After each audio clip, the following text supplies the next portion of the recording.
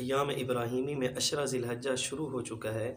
तो जिन हज़रात ने कुर्बानी करनी है, अगर उनको बाल और नाखून काटे हुए 40 दिन से ज़्यादा अरसा नहीं हो रहा और उन्होंने कुर्बानी करनी है, तो उनको चाहिए कि वो अपने नाखून और बाल ना काटें। हाँ, पहले कटवा लेते तो अच्छा था, अब ना कटवाएं तो सवाब मिलेगा।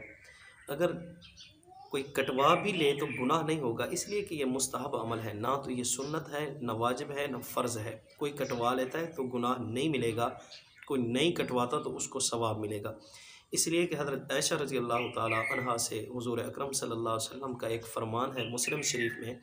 हुज़ूर ने फ़रमाया, जो ज़िलहज्जा का चाँद देखे और वो कुर्बानी का इरादा रखता है, तो उसको चाहिए कि वो अपने बाल और नाखून न कटवाए।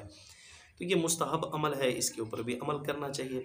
और जिसने कुर्बानी नहीं करनी, वो जब और जिस वक़्त कटवाना चाहे, कोई मसला नहीं है।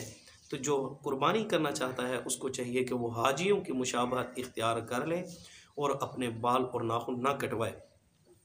हाँ, अगर उसको बाल और नाखून काटे हुए 40 दिन से ज़्यादा हो रहे हैं, तो फिर उसके लिए काटना ज़रूरी हो चुका है। अब ये जितनी देर करेगा तो उतना गुनहगार होगा।